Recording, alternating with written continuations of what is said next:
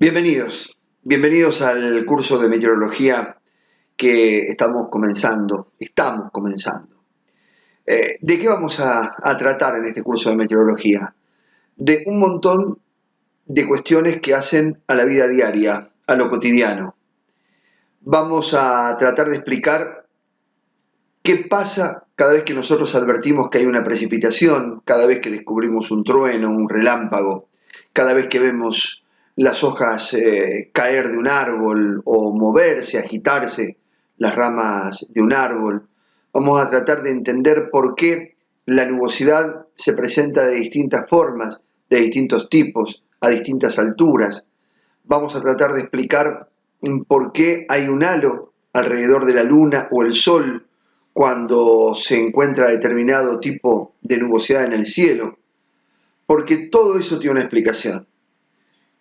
Son cosas tan lindas, tan maravillosas las que pasan a nuestro alrededor y que nos pasan totalmente desapercibidas, sea por lo que sea, pero nos pasan totalmente desapercibidas, y la idea es que en este curso empecemos a entender un poco, compartiendo lo que yo alguna vez aprendí con ustedes, por qué pasan determinadas cosas.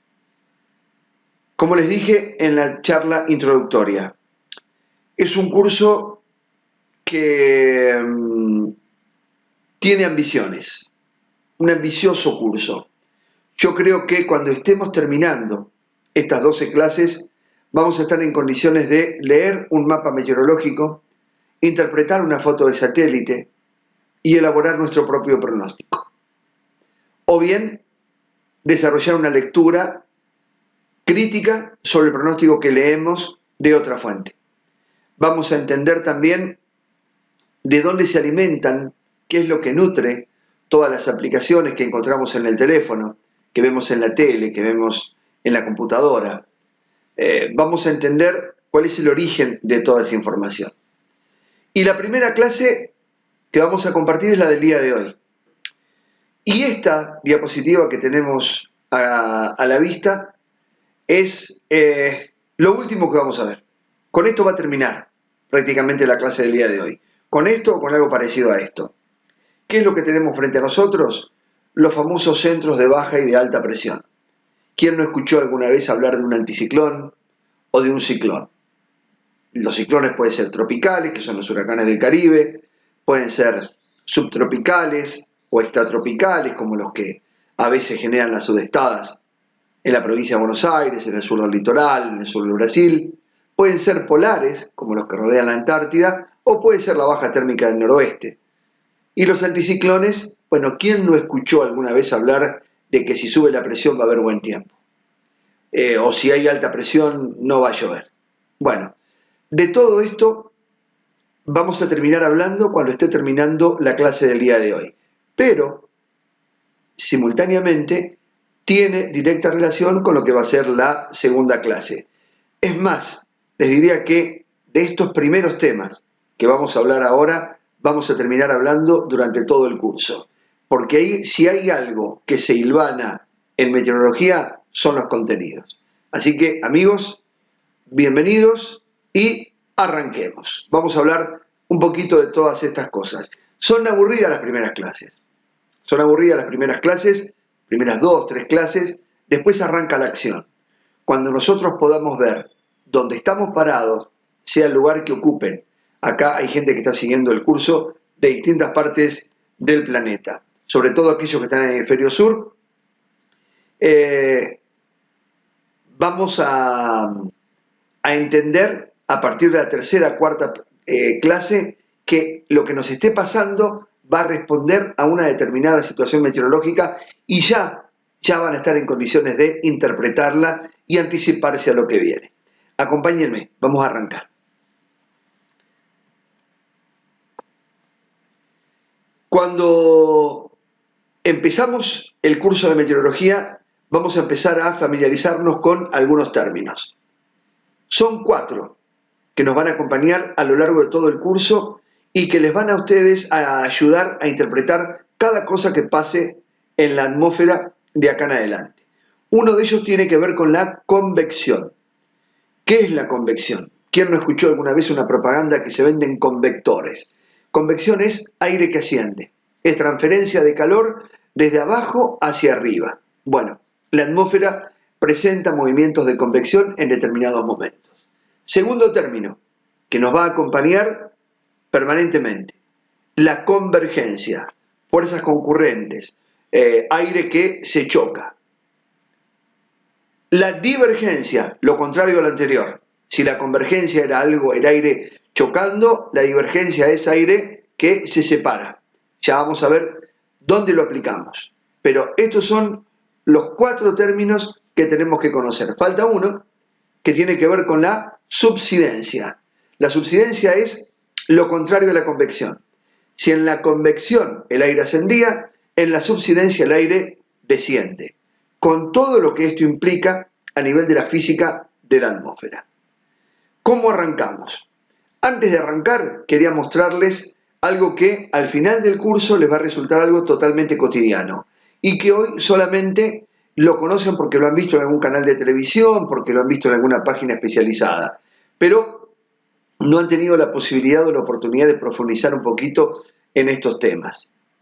¿Qué es lo que estamos viendo arriba y a la izquierda? Una foto de satélite tomada a través del canal infrarrojo y después con filtros que le agregan determinados colores en función de la temperatura de la foto de satélite. A la derecha están viendo arriba la misma foto, pero tomada por otro canal del satélite que es el espectro visible. Es lo que el satélite mira desde su posición a 36.000 kilómetros del ecuador. Uno, el de arriba a la izquierda, muestra diferencias de temperatura. El otro muestra lo que vería el ojo humano, aquello que refleja la luz y que está abajo del satélite. La foto es de la misma hora, es decir, que los dos están mirando lo mismo. Ahora, ¿por qué en uno ven y en el otro no ven nada? Bueno, eso lo vamos a ir explicando en la medida que vayamos avanzando. Pero primero tenemos que armar nuestro campo teórico, es decir, darle todo un marco teórico, es lo que van a ocupar las primeras 2 o 3 clases, para después poder entender mejor estas cosas que los mapas van a ir reflejando. ¿Qué pasa con lo de abajo? ¿Qué pasa con las diapositivas de abajo? En la diapositiva de abajo veo mapas, en este caso de la República Argentina, a la izquierda, y mapas de la República Argentina a la derecha. Uno muestra una situación inicial, lo que estaba pasando el día que armamos esta clase, que fue el día de 14 de mayo de 2020. La presencia de un sistema meteorológico de alta presión, acá está el valor de la presión atmosférica expresada en hectopascales o milibares, que es básicamente lo mismo, y acá está el centro de la alta presión. Lo que veíamos en la primera diapositiva, ¿se acuerdan? Altas presiones, anticiclones, después vamos a ver que también va a haber bajas presiones y todo eso. Y esto, que en apariencia es algo parecido, es el mapa previsto. ¿Qué es un mapa previsto? Bueno, la inteligencia humana, que aglutinó los conocimientos de la física, de la matemática, de la informática y de la meteorología y de la climatología, ha podido incluir en gigantescas ecuaciones que forman parte de los sistemas operativos de no menos gigantescas computadoras, el software de la atmósfera. Entonces, lo que vamos a ver también a lo largo del curso es cómo se puede expresar en mapas el comportamiento a 10 días de plazo, a 7 días de plazo, a 5 días de plazo de los sistemas meteorológicos que hoy por hoy puedo encontrar en la República Argentina. O sea, este mapa es del día de hoy, 14, el día que estamos grabando esta clase, 14 de mayo. Pero este mapa me está mostrando a mí cómo se van a mover los sistemas meteorológicos que yo hoy encuentro acá el 21 de mayo. Es decir, que es válido a una semana de plazo. Si yo veo e interpreto los mapas anteriores, aquellos que se analizaron entre el día 14 y el día 21, los puedo ver cómo se fueron comportando cada 6 horas, cada 12 horas, por lo tanto puedo llegar a tener 4 mapas por día o 2 mapas por día, según lo que quiera, porque eso también lo puedo conseguir fácilmente en un montón de páginas que ya vamos a ir encontrando, ya vamos a ir conociendo. Entonces yo puedo saber cada 6 horas, cada 12 horas, cómo se van a ir moviendo los sistemas meteorológicos que yo veo en mi mapa del tiempo, que a su vez tratan de traducir en líneas isobaras, como en este caso, líneas que unen puntos de igual valor de presión, alta presión o baja presión, todo esto que la foto de satélite me está mostrando acá. Es un ejercicio hermoso, y nosotros, yo les aseguro, me comprometo a que sea así, en la tercera, en la cuarta clase a más tardar, cuando estamos completando el primer tercio del curso, ya vamos a estar en condiciones de interpretar esto y poder deducir un montón de cosas que hoy parecen totalmente inconexas. Así que este es el primer avance que vamos a hacer en el curso de meteorología. Acompáñenme, vamos a seguir adelante. 4 cosas que vamos a ver en el primer tercio, en las primeras 4 clases. La historia de la meteorología, cómo fue desarrollándose esta ciencia hasta ahora, esto lo hemos visto, de hecho está en la clase introductoria que pueden encontrar en YouTube, lo vamos a ver muy por encima. Después vamos a hablar de la Tierra en el sistema solar, qué lugar ocupa, a qué distancia está, de qué hablamos cuando hablamos de la Tierra, qué tiene el planeta Tierra que lo hace diferente a los otros, para que pasen las cosas que pasen, para que tengamos atmósfera y todo eso. Vamos a hablar de la atmósfera terrestre, que es el campo de acción, así como las leyes son el campo de acción para nuestros abogados, como el cuerpo humano es el campo de acción para un médico clínico, como la psiquis es el campo de acción para un psicólogo, para nosotros que nos gusta la meteorología, el campo de acción es la atmósfera terrestre. Y también vamos a ver la circulación general de la atmósfera, es decir, acá, cuando estemos en este lugar, que tiene que ver con la primera diapositiva, muchísimo que ver con la primera diapositiva, ya vamos a estar en condiciones de saber cuál es el origen del viento, a nivel global y también a nivel local. ¿Por qué digo a nivel local? Porque no solamente existe el viento así como una cosa abstracta. Cada lugar, de acuerdo a su geografía, tiene un viento predominante. La Patagonia tiene su viento predominante. Un lugar de montaña tiene su viento predominante. Un lugar encerrado entre montañas, donde yo voy a tener una ladera que se calienta de una manera, voy a tener un valle que se calienta de otra manera, va a tener un patrón de vientos definido.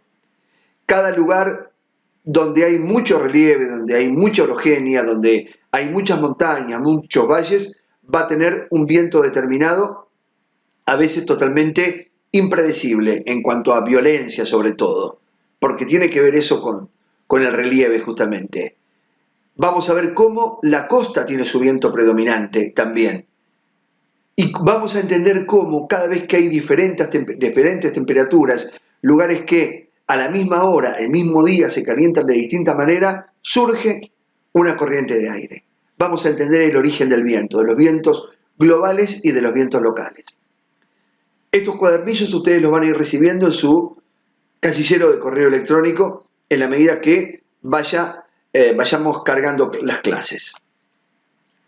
Esto está también en el curso introductorio, en la charla introductoria. Lo dijo un terrible divulgador científico como Carl Sagan, astrofísico, astrónomo y cosmólogo. ¿Qué es lo que nos quiere decir con esta diapositiva? Que básicamente no somos nada y nos creemos tanto, ¿no? Esto es un terrible baño de humildad que nos estamos pegando, ustedes de ese lado y yo de este lado. Y está bueno de vez en cuando tener presente lo pequeño que somos. Si nosotros pudiésemos compactar en un año de nuestra existencia toda la historia del universo, entenderíamos que nuestra presencia en el planeta dataría de hace 1 hora y media. Si hoy fuera el último segundo, el último minuto del último día, del 31 de diciembre del año que elegimos, bueno, hubiésemos aparecido en la historia hace 1 hora y media. Y que algo que muestra un hito tan cultural para nuestra especie, que es la invención de la escritura, aquello que divide la historia de la prehistoria, es algo que hubiese sucedido hace 9 segundos nada más. Así que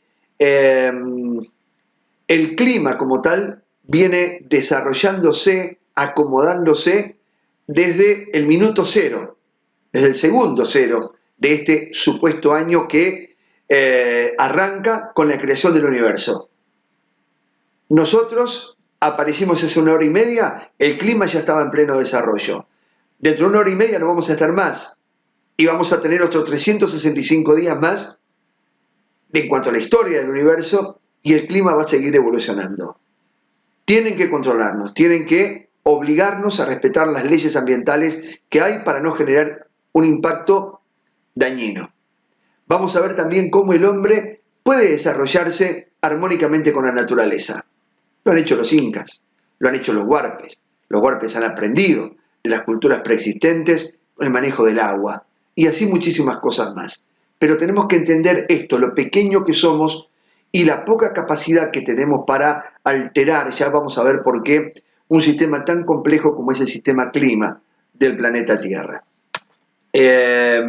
Sí, tenemos mucha capacidad de daño, muchísima capacidad de daño, pero ni siquiera esmerándonos seremos capaces de alterar todo el clima terrestre. La importancia de la meteorología, cómo la meteorología a veces se mete en la historia para definirla. Esta es una imagen de la batalla naval más grande que tiene la historia o que ha quedado documentada. La batalla de Lepanto, la batalla naval de Lepanto. Acá perdió el brazo don Cervantes Saavedra, aquel que después nos deleitó con el Quijote. Bueno, se enfrentaban en esta batalla las fuerzas turcas, las fuerzas otomanas, con las fuerzas cristianas. Al mando de las fuerzas cristianas, un joven Juan de Asturias con tan solo 24 años, dirigiendo el conglomerado de fuerzas de todas las fuerzas que formaban parte de la flota cristiana. Malta, España, las cortes españolas, otros lugares de Europa, Venecia, la flota veneciana, y todos seguidos por el papa de ese momento, Pío V, si mal no recuerdo. Y del otro lado la flota turca, que tenía muchísima más cantidad de barcos, tenía mayor poder de fuego, o sea que estaba en una situación favorable en comparación con la flota cristiana. Pero ¿qué pasó? Hubo un cambio de viento en un momento que le fue favorable a la flota veneciana. Esa flota veneciana pudo entrar como un ariete, desarticulando a la armada otomana, a la armada turca, y el resto de la flota cristiana pudo hacer el resto. Por eso la batalla de Lepanto se decidió a favor de los cristianos. ¿Qué hubiese pasado sin ese cambio de viento? Nadie lo sabe, nadie lo sabe. Pero pudo haber sido un hito que marcara una diferencia en la cultura tal cual la conocemos en este momento. Más cerca en el tiempo, Segunda Guerra Mundial, Alemania que invade Rusia, Rusia presentando algunas pequeñas escaramuzas, pero no con la intención de enfrentar al ejército alemán, sino de desgastarlo, en la medida en que se retrotraían hacia el norte. En la medida que Alemania iba avanzando, ellos iban supuestamente retrocediendo. En la medida que Alemania iba avanzando, iba encontrando cada vez menos víveres porque se encargaban los rusos de sacar todo lo que fuera aprovechable para ellos, y el general Invierno empezaba a tomar el mando. Al poco tiempo Hitler se dio cuenta que nada más podía hacer porque las tropas estaban totalmente diezmadas moralmente, anímicamente, en lo que tiene que ver con su alimentación también, en lo que tenía que ver con el desgaste del material bélico, con mecanismos que se trababan, con combustible que no servía más para nada, y sin tener una victoria clara que eleve la moral de su gente. Eso le costó la campaña a Hitler, gracias a Dios por otra parte, ¿no? En la Rusia. En Rusia, ustedes recuerden que Moscú está a la misma latitud que nosotros tenemos nuestra Ushuaia. Es como si Argentina naciera en Ushuaia y se proyectara hacia la Antártida. Bueno, así más o menos es Rusia, y era Rusia en tiempos de la Unión Soviética fundamentalmente, Unión de Repúblicas Socialistas Soviéticas.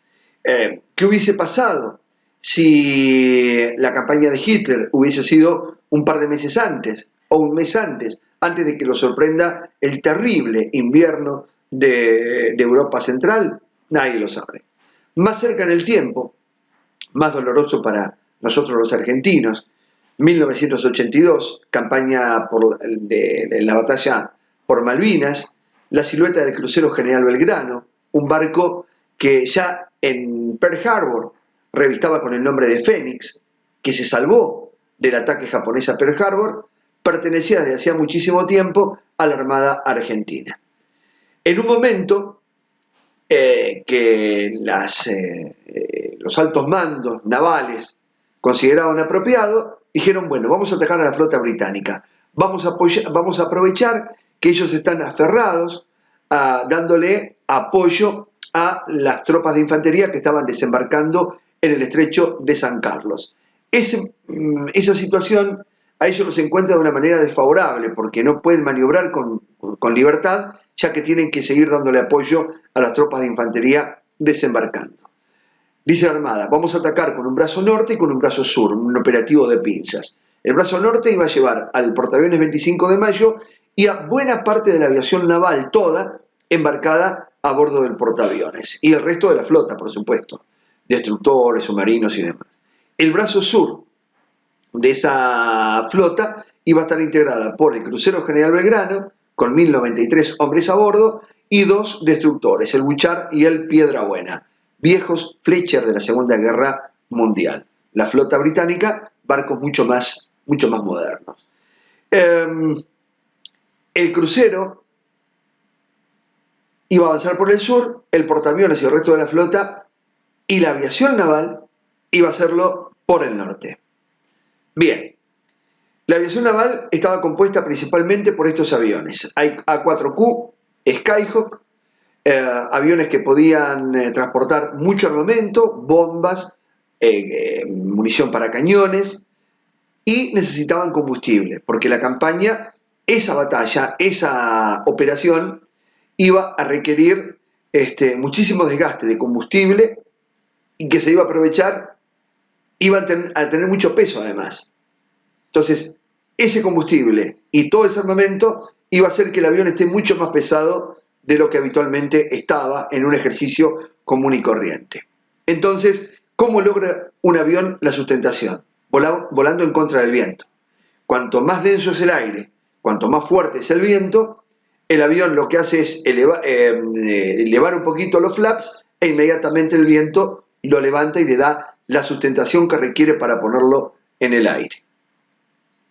El 1 de mayo de 1982 estaba programada esta operación aeronaval.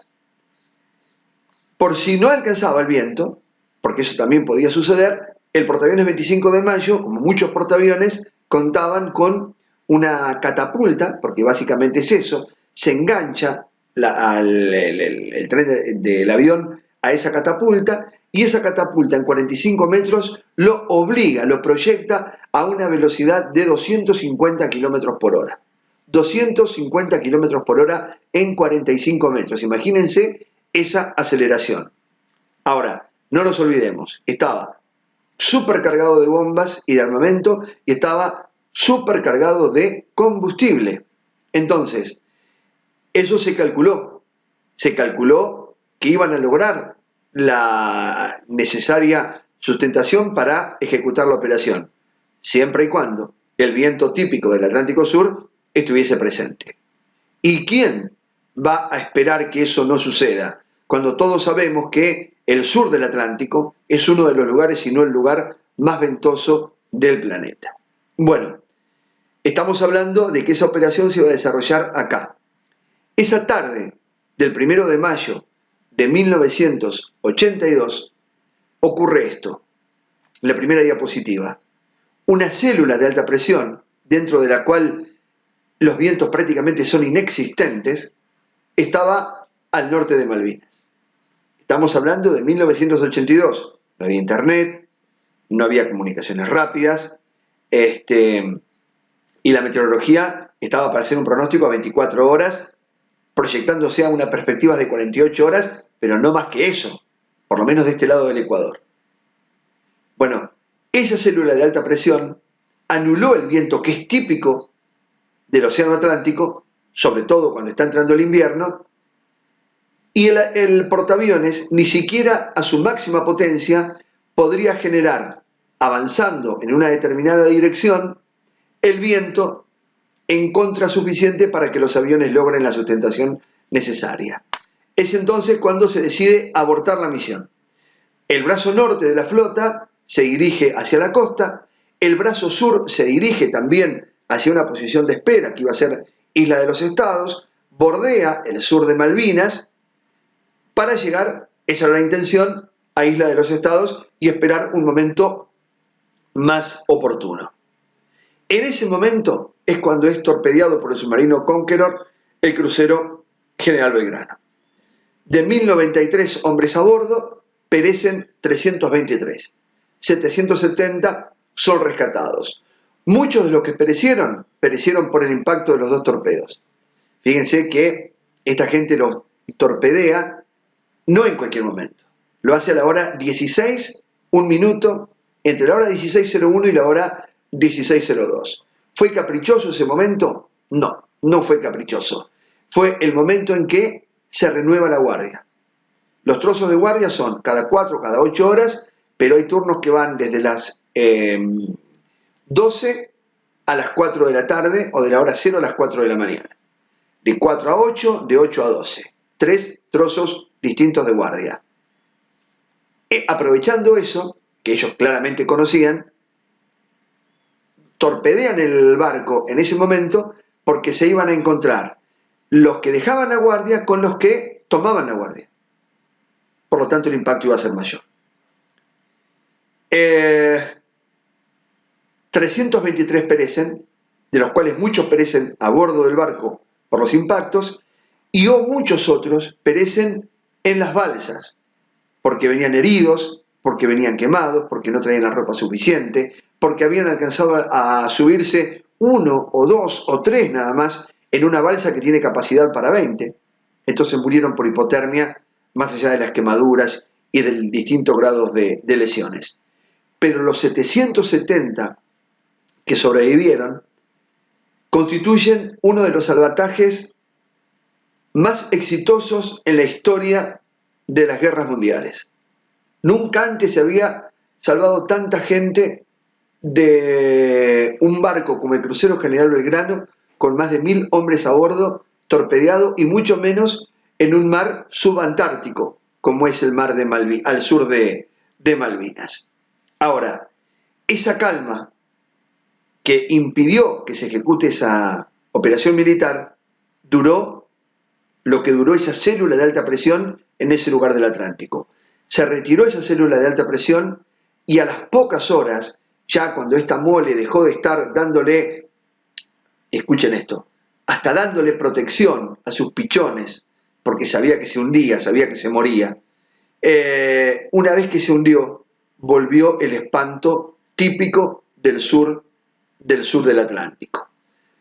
Vientos de entre 80 y 120 kilómetros por hora, olas de entre 10 y 15 metros, y los sobrevivientes, 770 almas a bordo de muchas balsas, que aquellas que estaban superpobladas, que en vez de tener 20 tenían 30 o 35 o hasta 40, y que podían soportar mejor el embate del agua, se la aguantaban de una determinada manera, pero otras balsas que tenían muy pocos tripulantes lo padecieron de una manera terrible, porque esos vientos, a esas olas se le agrega el miedo, la oscuridad y el frío.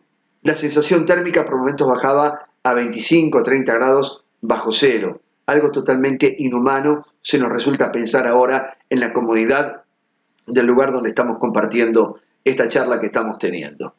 A las pocas horas, por suerte, son rescatados. Pero, ¿qué hubiese pasado si esa pequeña célula de alta presión no se hubiese colado ahí al norte de Malvinas el día anterior? ¿Qué hubiese pasado si la flota hubiese podido descargar su furia? Sabemos la pericia de nuestros aviones, la conocimos en 1982. ¿Qué hubiese pasado si el crucero General Belgrano hubiese podido descargar sus cañones contra los modernos, pero a la vez blanditos, entre comillas, barcos ingleses? Nadie lo sabrá. Nadie sabrá si eso que pasó por esa pequeña célula de alta presión fue beneficioso o fue perjudicial. Porque acá hay que ver el contexto, hay que ver no solamente Argentina, hay que ver el mundo también, cómo hubiese repercutido esto en la paz mundial. Pasó. Seguimos avanzando. pero fíjense lo importante, ¿no? Que es conocer, anticiparse a... Si hubiese abortado antes la operación, hubiesen zarpado los barcos, si antes el meteorólogo hubiese sabido que esa célula de alta presión se iba a colar ahí arriba, bueno, son decisiones que hoy podríamos tomar.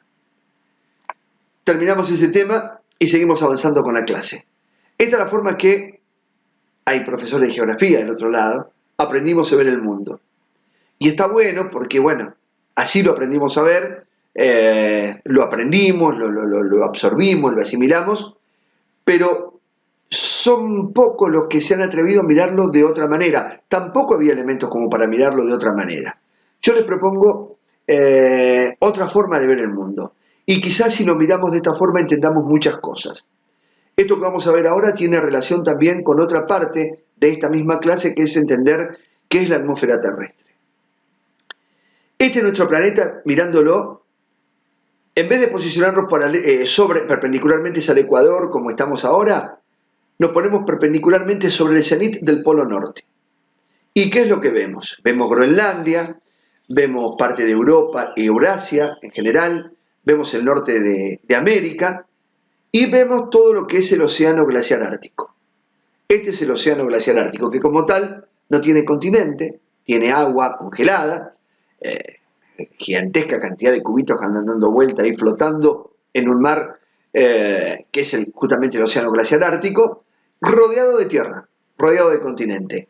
Esto que está acá son las Islas Británicas, acá está Portugal, esto es España, todo esto es Europa, esto es todos los países nórdicos, Rusia y toda su extensión, etcétera, etcétera, etcétera. Ahora nos venimos al hemisferio sur. Acá nos paramos sobre el cenit del polo sur. Fíjense cómo cambia la perspectiva. Una cosa es ver el planeta de esta manera y otra cosa es ver el planeta de esta manera. Sobre todo en nuestro hemisferio, el hemisferio sur. Fíjense la relación tierra-mar. Fíjense ahora la relación tierra-mar. Y comparemos. Cuando veamos el comportamiento, la circulación general de la atmósfera, cuando veamos que la atmósfera es un gigantesco invernadero, vamos a entender por qué, cuando vemos masas de aire y frentes, vamos a entender por qué Europa, Norteamérica, Eurasia, tienen inviernos como los que tienen y tienen veranos como los que tienen, y nosotros acá, como si fuera una gigantesca porción de pizza en el medio de dos masas de agua gigantescas como es el Atlántico y el Pacífico, por no contar al Índico también, estamos con una relación tierra-mares que moderan absolutamente la temperatura. Nosotros nunca vamos a tener las nevadas que tienen en Estados Unidos. Nunca vamos a tener los inviernos que tienen en Europa. Jamás. Por esto justamente, por la acción de moderación que ejercen las masas oceánicas con respecto al aire que sale originalmente de acá. Las masas de aire que nacen acá, en la zona antártica, son las más frías que nosotros podemos encontrar en el planeta. Puede compararse, si se quiere, con las que nacen en la Siberia rusa. Pero la Antártida es, por latitud, polo sur, por extensión y por las características del continente, uno de los puntos más fríos del mundo. Acá el aire puede llegar a tener temperaturas de 89 grados bajo cero. La base Vostok, por ejemplo, que es una base rusa, soviética, en un determinado momento midió la temperatura del aire más baja jamás registrada, 88,9 grados bajo cero. Ya vamos a ver de qué manera lo midió, porque también para entender eso tenemos que entender que hay una metodología. Ahora, este aire no pega un salto y llega hasta acá rápidamente. Tiene que atravesar, ya sea que avance por el Pacífico o por el Atlántico, miles de kilómetros donde se calienta y se humedece. Entonces, esas características de relación de temperatura y humedad, que es lo que le da la identidad a las masas de aire, las tiene solamente acá. Una vez que abandona este lugar, ya empieza a ganar humedad porque empieza a ganar temperatura, y cuando llega a la República Argentina, cuando llega al sur de Sudamérica, está totalmente modificado. Y ni que hablar si después, antes de llegar a Argentina, cuando viene por el oeste, tiene que cruzar la cordillera. Más modificado todavía. En cambio acá, en el hemisferio norte, sale del Ártico, pega un saltito y ya se encuentra con el continente. Y esto es lo que le da otra característica que vamos a ir viendo a lo largo del curso. Esta es otra forma de ver, ya con el dibujo de los meridianos, los paralelos, lo que es el océano glaciar antártico y la pequeña porción de tierra que significa Chile, Argentina, Uruguay, sur del Brasil, en medio de dos gigantescas masas de agua como son el Océano Pacífico y el Océano Atlántico. Algo parecido le pasa a Australia, pero tiene otra distribución más este-oeste, más allá de la deformación del mapa que podemos ver con esta proyección. Y acá en el polo norte, fíjense que este es el océano glaciar ártico, un saltito sale el aire de acá e inmediatamente toca continente y se termina el efecto de moderación que hay en el hemisferio sur. En el hemisferio sur sale el aire de la Antártida, inmediatamente es modificado. Ustedes recuerden que la temperatura en la superficie del agua de mar, acá en el mar de Bellingshausen, en el mar de Weddell, no es menor de 0 grados. Está de 0 grados para arriba. Y acá la temperatura del aire era de 30, 35, 40 grados bajo cero. Los mantiene mientras esté acá. Apenas pega el salto a áreas marítimas, inmediatamente gana temperatura, y si tiene más temperatura, esto lo vamos a ver cuando hablemos de la importancia del rol del vapor de agua en la atmósfera, si cuando tiene más temperatura, tiene más humedad. Así que inmediatamente deja de ser lo que fue. Por eso cuando llega acá, llega totalmente moderado. Acá no. Acá sale de acá y se mantiene prácticamente con las mismas características porque no hay efecto moderador del mar que valga. Cuando llega a Norteamérica, cuando llega al norte de Europa. No hay efecto moderador del mar que valga.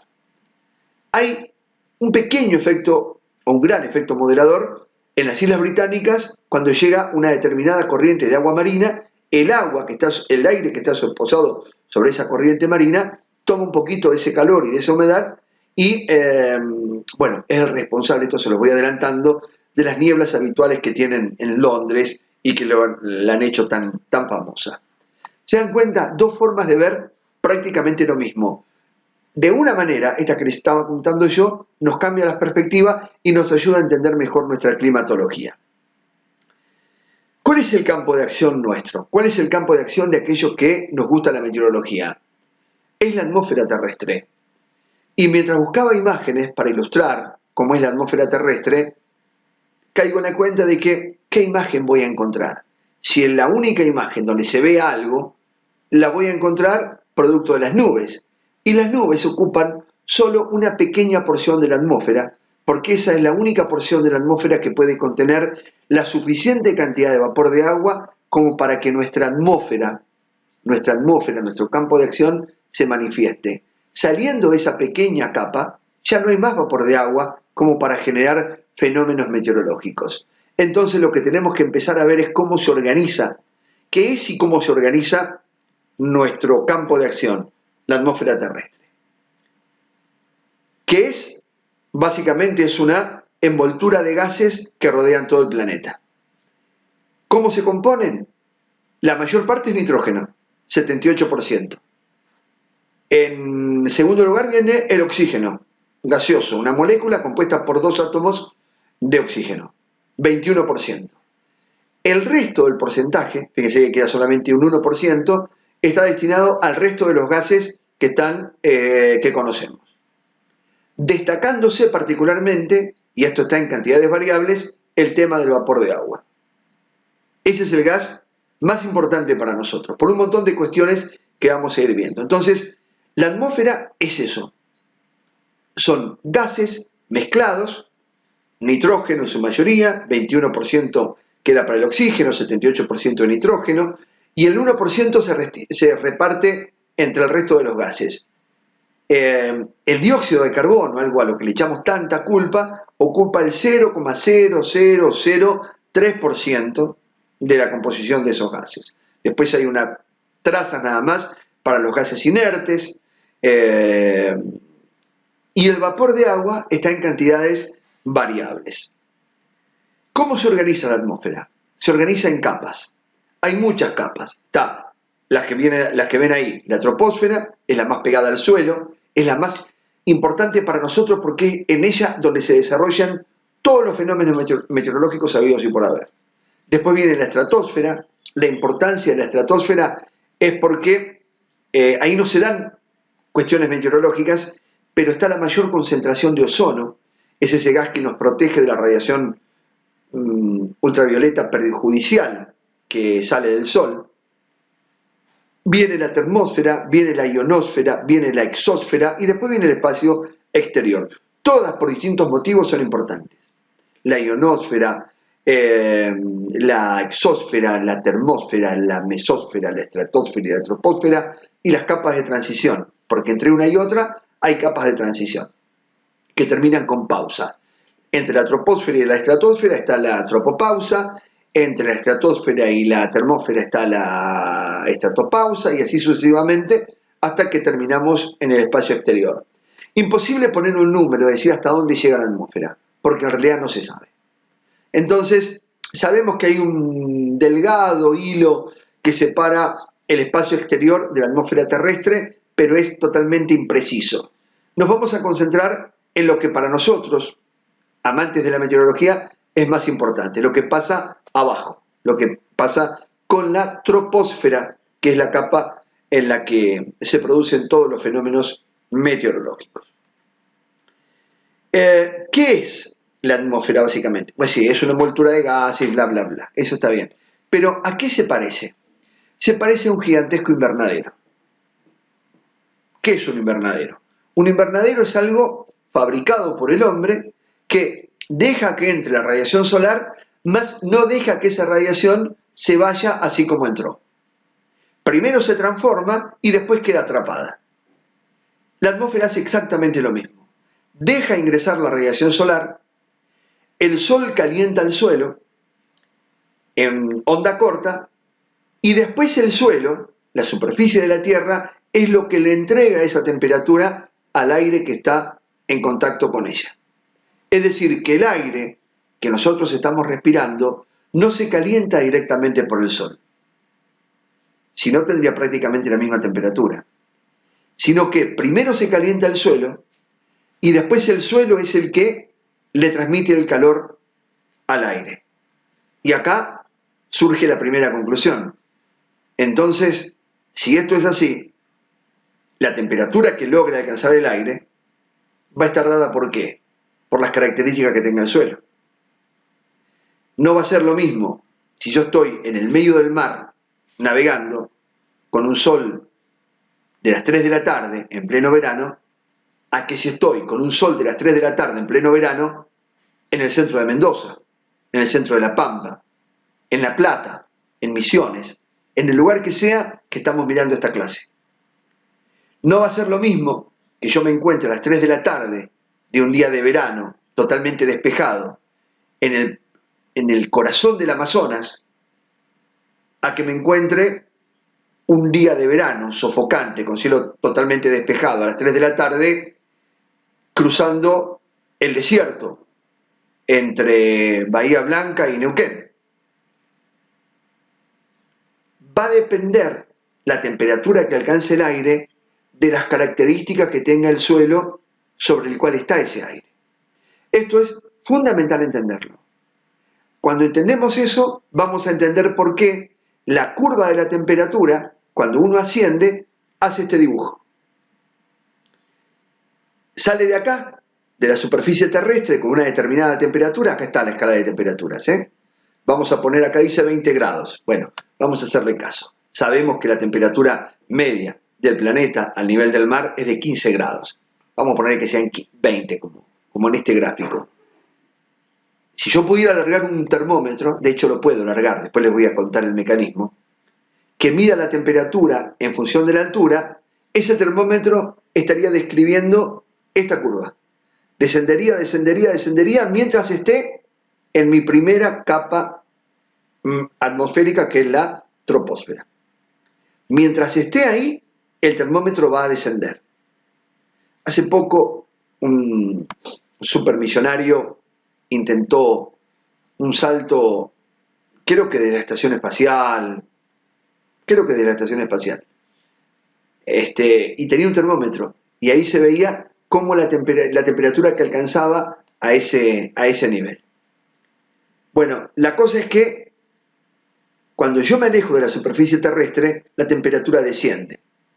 Y vos me vas a decir, pero si yo me estoy acercando más al Sol, pero acordate lo que decíamos, el aire es transparente a la radiación solar, la deja pasar, calienta el suelo, y el suelo, a través de la onda larga, de la emisión de onda larga, calienta el aire que está en su contacto. Entonces, cuando yo me alejo del suelo, me alejo del foco de calor, y la temperatura comienza a descender. Gracias a eso, tenemos nubes, porque el aire del suelo, que tiene un poco de humedad, se eleva, se enfría, se condensa y después precipita. Gracias a eso, el ciclo del agua es tal cual lo conocemos. Fíjense cómo de a poquito se van concatenando una cosa con la otra. Entonces, mientras yo esté en mi primera capa, la troposfera, la temperatura va a ir descendiendo. Y puede llegar a 60 grados bajo cero. 60 grados bajo cero. Y después va a empezar a subir. Y cuando empieza a subir, ahí ya me doy cuenta que dejé la troposfera. Si empezó a subir, dejé la troposfera. Entonces van a pasar dos cosas. Ya no voy a tener más vapor de agua, porque la concentración máxima de vapor de agua que tiene toda la atmósfera terrestre queda abajo de todo. Queda entre el suelo y los primeros kilómetros, primeros 10, 12 kilómetros, y vamos a ver las dimensiones que tiene la troposfera. Y una vez que paso a la estratosfera, ya no hay más vapor de agua. Y no solamente eso, sino que la temperatura, en vez de seguir bajando, se mantiene un poquitito constante por unos kilómetros y después comienza a aumentar. Así, si yo, para que se forme esa nubosidad que les comenté recién, y el ciclo del agua, necesitaba vapor de agua y enfriamiento, cuando dejo de tener vapor de agua y si el aire, en vez de enfriarse, se calienta, tengo los argumentos contrarios para que haya nubosidad. Entonces la nubosidad está solo donde hay vapor de agua y donde hay enfriamiento, abajo, en la troposfera. De la tropopausa, que es lo que la limita con la estratosfera, para abajo. ¿Qué tipo de nubes pueden llegar a la estratosfera? Bueno, nubes muy particulares que se dan en áreas polare, que ya vamos a estudiar, o bien nubes de tormenta lo suficientemente gruesas en la troposfera que, como si fueran un hongo nuclear, atraviesan la tropopausa e ingresan, por la energía que tenían, ese hongo solamente a la estratosfera. Pero no es porque en la estratosfera haya condiciones para que se forme nubosidad. No, es porque era tan grande la nubosidad, tan potente, que consigue, con su parte superior, romper la tropopausa y llegar a la estratosfera. ¿Y por qué sube la temperatura acá? Bueno, después cuando veamos en detalle troposfera y estratosfera lo vamos a ver, pero es básicamente por la presencia del ozono. ¿Qué está pasando acá en esta capa? Acá se están dando reacciones químicas impresionantes realmente, porque el oxígeno gaseoso, que es una molécula compuesta por dos átomos de oxígeno, al recibir la radiación solar se craquea, se rompe, y queda un átomo de oxígeno por un lado, otro átomo de oxígeno por el otro. Cuando encuentra otra molécula de oxígeno gaseoso, que estaba compuesta por dos átomos, uno de esos átomos que queda libre se suma y ya esa molécula deja de tener dos átomos de oxígeno, tiene tres y por lo tanto deja de ser oxígeno y se transforma en ozono. Ahí es donde se construye y se rompe permanentemente el ozono. Por eso, la acción ultravioleta más perjudicial del Sol queda ahí, dentro de la troposfera, a una altitud aproximada de 80 kilómetros, y lo que hace elevarse la temperatura a ese nivel es esa reacción química entre el oxígeno que se destruye, el ozono que se construye, el ozono que se rompe, el oxígeno que se forma, y así sucesivamente. El proceso de construcción y destrucción y toda esa fricción entre moléculas es lo que hace elevar la temperatura dentro de la estratosfera. Después fíjense que en la medida que sube, que sigue subiendo mi termómetro, vuelve a bajar hasta que después vuelve a subir, pero por otra causa. Bueno, esto es básicamente el comportamiento de la temperatura en función de la altura. Desciende. ¿Por qué desciende? Todos juntos, a ver. Desciende porque el foco de calor está abajo. Es el suelo del planeta Tierra el que le da el calor más o menos, mayor o menor calor, al aire que está posado sobre él. El sol calienta el suelo, como en el invernadero, y el suelo es el que calienta el aire. Otra forma de ver la atmósfera, en rojo la curva de la temperatura, salimos de los 15 grados del suelo, nos elevamos, llegamos a este nivel, que pueden ser 10, 12, 14 kilómetros, depende de cuán lejos o cuán cerca estemos del ecuador. Cuanto más cerca estemos del polo, el aire va a ser más frío, la voy a encontrar más baja.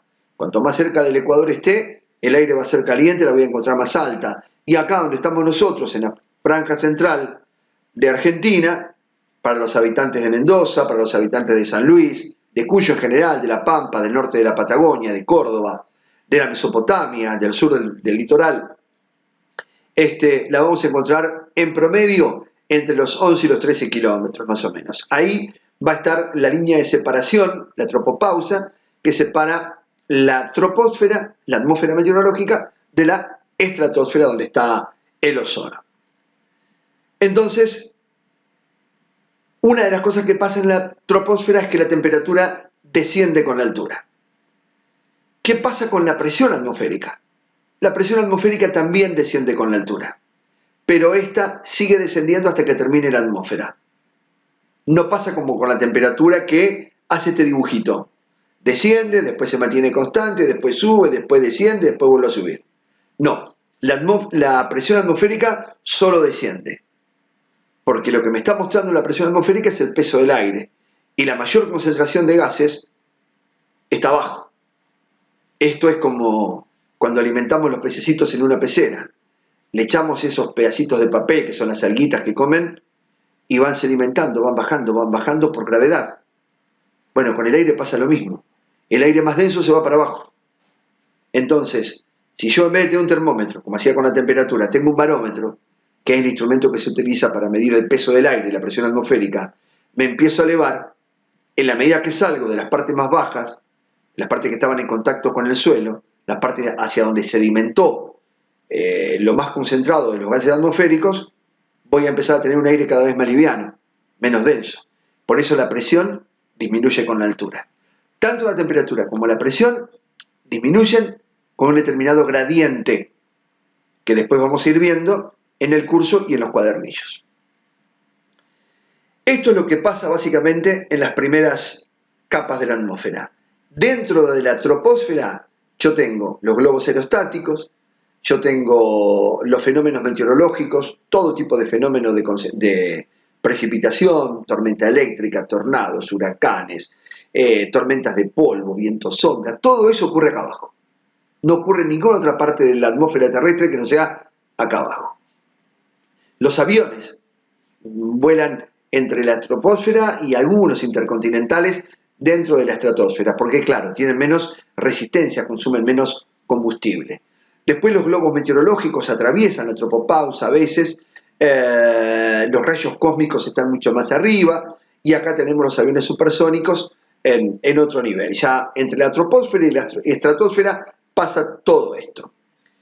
Y lo más importante que tenemos que entender es que nosotros, como especie, incluso los que viven en el altiplano, en el Tíbet o en La Paz, estamos en el fondo de una gigantesca pecera que en vez de tener agua, tiene aire, pero también ejerce un peso.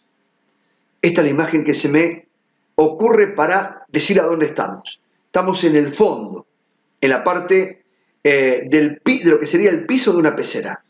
Encima nuestro, después vamos a entender que también alrededor nuestro y desde abajo hacia arriba, el aire ejerce su presión. Estamos soportando sobre nuestra humanidad el peso de una columna de aire que se extiende desde el suelo hasta los confines de la atmósfera, hasta donde empieza prácticamente el espacio exterior. Por suerte, estamos adaptados como para que eso no nos aplaste, así que no tenemos ningún problema. ¿Qué es lo que podemos decir y ya para ir redondeando, ¿no? ¿Qué es lo que podemos decir de la atmósfera terrestre? Que tiene muchas capas en su organización, pero que básicamente nos interesan dos. La intermedia también, pero básicamente nos interesan dos.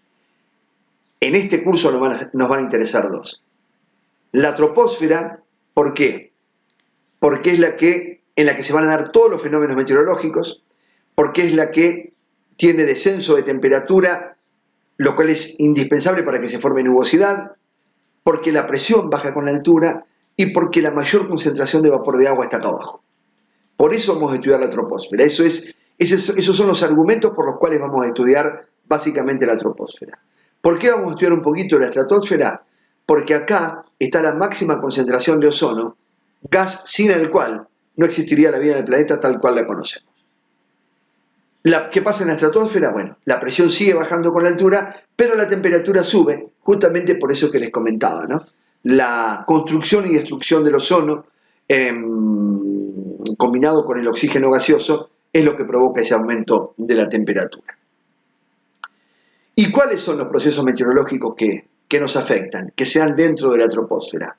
Esto, por ejemplo, no solamente la lluvia, la precipitación, porque si hablamos de lluvia estamos hablando de gotitas de agua que caen, o de llovizna, pero excluimos la nieve, la nevisca, excluimos el granizo. Cuando nosotros hablamos de precipitación englobamos todo. Otra foto que tiene que ver con ilustrar una precipitación. Después vamos a ver cómo se mide la precipitación. Y ahí les aseguro que vamos a entender un montón de cosas. ¿Cuántas veces nosotros escuchamos decir, che, cayeron 3 gotas y mi calle está imposible de transitar? ¿Nos detenemos un poquito acá? Bueno, un poquito nos detenemos nada más acá. ¿Por qué aparece eso? Porque el que dice que cayeron 4 gotas, primero que percibe que fue un chaparroncito insignificante, una lluviecita insignificante, y después escucha, cayeron 2 milímetros. Viste, no cayó nada, le comenta al vecino. Ahora, el milímetro, que yo sepa, es un submúltiplo del metro, es la milésima parte de un metro. Y digo yo, ¿el metro no se utiliza para medir distancias? ¿Por qué lo utilizamos para medir el volumen del agua? No es coherente. Ahora les propongo pasar eso a unidad de volumen. Cuando cae 1 milímetro de lluvia, es equivalente, o sea, el meteorólogo nos quiere decir que por cada metro cuadrado de superficie cayó 1 litro de agua. Bien, si 1 milímetro equivale a 1 litro de agua por metro cuadrado, hagamos la cuenta de cuántos metros cuadrados tiene la manzana en la que yo estoy viviendo. Y que yo sepa, la manzana tiene un lado de 100 metros. Y como es algo cuadrado, puedo utilizar lo que aprendí en la escuela para calcular la superficie de un cuadrado, que es elevarlo justamente al cuadrado al valor del lado. Entonces 100 por 100 me da 10.000. Y ahí es cuando caigo en la cuenta que sí, pudieron haber caído 2 gotas, pero en volumen es muchísima agua la que se acumuló. Si 1 milímetro equivale a 1 litro de agua por metro cuadrado, quiere decir que por manzana cayeron 10 toneladas de agua. Y el ejemplo que había dado de lo que le conté al vecino, que me cayeron 2 milímetros y mi calle se anegó, es que se anegó porque cayeron 20.000 litros de agua en la manzana donde yo vivo. 20.000 litros de agua. Parece nada, pero es un montón. Y ahí es cuando aprendemos a darle la verdadera magnitud al volumen de la precipitación. Ahí es cuando aprendemos a medir realmente y a tener conciencia de cuánto llueve cuando llueve. Esto también es producto de las precipitaciones, el descalce del terreno, aludes, aluviones. Los que hayan recorrido la Ruta 7 conocen perfectamente este paisaje y tantas otras rutas de tantas otras montañas en tantos otros lugares del mundo que están expuestas básicamente a lo mismo. Esto ocurre en la troposfera. Las tormentas eléctricas, el granizo, las heladas. Esto no está trucado, ¿eh? Estas fotos son reales, se dan en países que están bien al norte de Europa, países nórdicos. Esto se da en áreas absolutamente desérticas, como puede ser la Mesopotamia. No nuestra Mesopotamia, la antigua Mesopotamia, esa que está encerrada entre el Éufrates y el Tigris, Irak, por ejemplo. Las tormentas que se dan acá y que yo las veo en forma de estas gigantescas tormentas, allá también se dan, solo que las veo por el polvo que levanta el viento. Y acá también pasan estas cosas, solo que se ven de otra manera. El efecto sonda, que se conoce en Mendoza, en San Juan, pero también se conoce desde Neuquén hasta Salta, con otra implicancia, con otra afectación, pero también se conoce ahí. Y se conoce, de hecho, en todos los lugares del planeta donde hay cordones montañosos que hacen las veces de obstáculo al viento. El siroco, el viento de Santa Ana, que castiga California y que provoca los gigantescos incendios que dejan el tendal de víctimas fatales y de casas destruidas todos los años sistemáticamente, el viento caliente y seco que de África llega al sur de Europa, a la zona de España, el viento Föhn, por ejemplo, que se da en Alemania, el efecto Föhn, todo eso tiene que ver con lo mismo, nada más que cada lugar le ha dado su nombre. Y después lo vamos a estudiar también en detenimiento. ¿Qué es el viento sonda? Porque me ha pasado de hablar con mendocinos y mendocinos de alma y gente que ama y que defiende su tierra con la vida, si es suficiente, que confundan el viento sonda con otro viento fuerte. Y no todo viento fuerte es viento sonda. Vamos a ver qué requisitos tiene que tener para considerarlo viento sonda. Los tornados, quizá la máxima expresión de daño que puede provocar la atmósfera terrestre cuando se combinan determinados elementos. Todo eso lo vamos a ir viendo en la medida que vayamos avanzando con las clases. ¿Y qué es lo que pone en funcionamiento todo esto? Nuestra enana blanca, como le dicen algunos astrónomos queridos amigos, el Sol. El Sol es lo que pone en funcionamiento toda esta gigantesca máquina termodinámica y eso ya lo vamos a ir viendo de qué manera lo hace, cómo lo hace y por qué decimos que es el motor de esta gigantesca máquina termodinámica que es la atmósfera terrestre y cómo esta atmósfera terrestre, aprovechando solo el 30% o menos de la energía que recibe del Sol, mantiene todo su sistema vida vegetal y animal en funcionamiento tal cual lo conocemos. Pero eso va a ser motivo de la próxima clase. Ahora vamos a hacer una pausa y después vamos a seguir completando esta clase. Espero les haya gustado. Fue una hora, exactamente una hora. Espero que no se aburran. Bueno, tienen la posibilidad de ir y volver todas las veces que lo consideran necesario. Charlamos dentro de un rato en la próxima clase. Gracias.